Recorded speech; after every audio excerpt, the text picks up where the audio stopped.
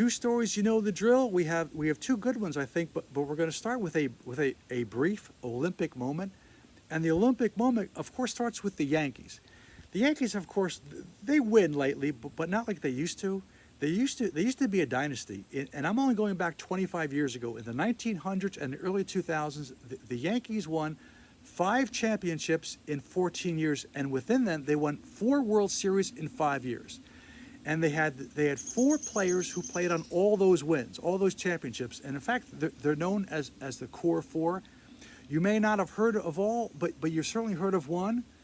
Batting second, the shortstop, number 2, Derek Jeter, number 2. Jeter, of course, you've heard of Jeter. There was also 2 pitchers on the Core Four. One was the starter, the hard-throwing lefty from Texas, Andy Pettitte. The other was Mariano Rivera, who was the all-time best closer in Major League history. And the 4th member of the Core Four was the catcher, Jorge Posada. Back to the Olympics. In terms of Olympics, the United States team does well in some events, not so well in others. You know, gymnastics we do well. Swimming, men's and women's, with Michael Phelps and Katie Ledecky, Simone Biles in gymnastics. One event that we don't do so well is the long distance running. The 10,000 meters was run this year at the Olympics last week, and we medaled. We had the bronze medal went to Grant Fisher. Now, he's not a name that came out of nowhere. He's had success before, but not medal success. In past Olympics and the World Championships, he's gotten, 4th, 5th, 6th, but in Paris at the 2024 Games, he broke through. Does he not look like Jorge Posada? Do they not look like twins or brothers? Is it just me? Is the likeness uncanny?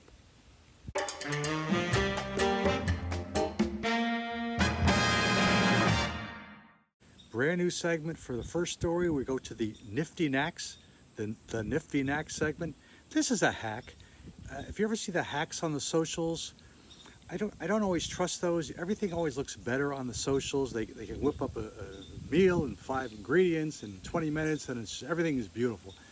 I tend to not try the knacks. I haven't had the best luck. I've tried 2. The first one was a complete disaster. It was a hack to make Snickers. Okay, you combine yogurt, you combine that with peanut butter, you freeze it, you take it out, you dip it in some melted chocolate, and you have Snickers. I thought, well, I have yogurt, I have peanut butter, I can make this. This will be good. This was horrible. This wasn't even throw it in the sink bag. This was just throw it away. Too sweet, it's horrible. Okay, the second hack, this is the one that worked for me, and I'm sharing this one because this is something that I didn't know, no one ever told me, and it is kind of a game saver, especially in the summer. The hack is to open your car windows with your car locked and you're outside. Okay, it's using your key fob. Okay, you're outside the car, maybe you're running errands, it's hot out, it's hot inside the car. It's to open your windows while you're outside, the windows are closed and the door is locked. Okay, the way to do this, what I've learned, is to use your key fob, get out the key fob, and you're gonna hit one button. The button is the door unlock. And the code is, on that one button, it's tap, tap, hold. You're gonna hit the door unlock 3 times. The first time is to tap it, is to just unlock the door. Second, just give it a second hit, it's part of the code. And the third time, you hold, and the longer you hold the key down, the button down, the further down the windows will roll. And again, this is something that maybe you've learned, maybe I'm the last person to know this, but this worked for me. No guarantees it'll work for you, but try it. Would you like to play a game? We're gonna play a game. We're gonna play crap or fact. Okay, what I just told you is true. I'm gonna now tell you the story behind the word key fob, because the story with key fob, fob is such an odd word. I was sort of curious, so I looked up the derivation of the word fob, key fob. I'm gonna tell you a story. The story is either crap or fact. You decide, and I'll tell you the answer at the end. This is the story. The guy who invented the word fob, invented the technology behind the fob, this is someone who knew the Clintons. Growing up, he was friends with Bill Clinton through college. Of course, Bill Clinton in the 90s went on to be the president, and the guy's name was Sawyer, Jeffrey Sawyer. Once his friend Bill became president, he kept referring to himself, well, I'm a friend of Bill. You go to a party, I'm a friend of Bill. Who's Bill? Oh, the president, you've heard of the president? That was a little joke, friend of Bill. And so this guy invented the technology behind the key fob. He goes to register the patent, and you have to name it something, and he wanted to call it friend of Bill, but he thought, well, FOB, friend of Bill, it's an acronym. FOB, key fob, FOB. That is a story. It's either crap or fact. You decide. Answers coming up.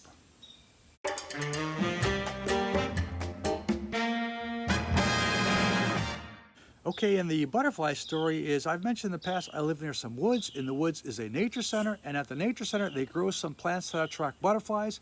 So every summer, I schlep on over to the nature center.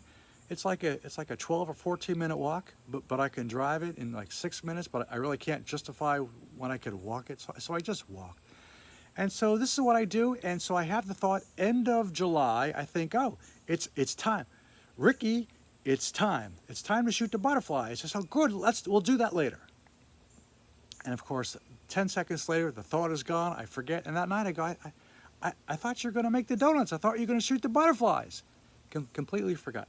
The next sunny day, I do remember. So I'm walking out, I'm gonna walk to the woods to the nature center, and I get to my corner. And I already see 2 butterflies just sort of floating around.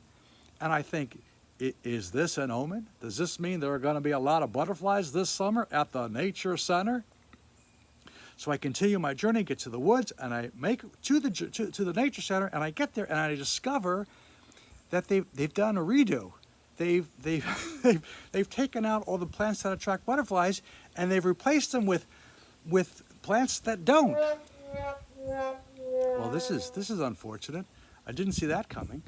So that's kind of a bummer. But the saving grace is I have a neighbor, and my neighbor has some of the same plants that attract butterflies. In fact, over the years, he knows that I like to shoot. If he sees a butterfly in his front yard on these plants, he texts me the bat signal. I get the bat signal. I run over with my camera to shoot it. I have a montage of, that's all I've been working on lately, are butterflies pictures taken exclusively from my neighbor's house.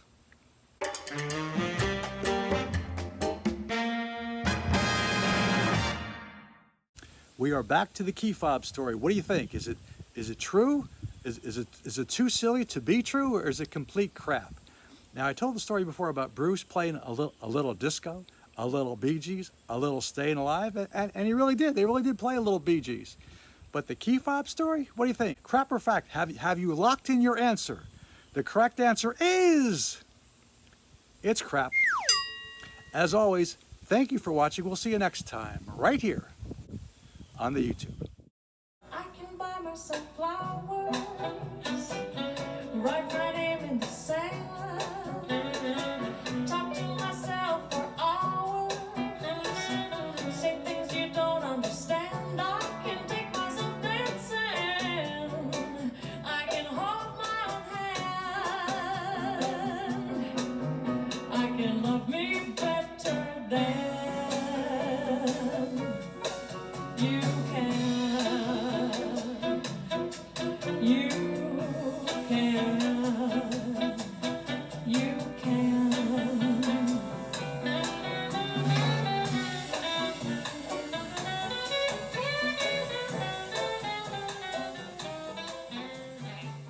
Ta-ta for now.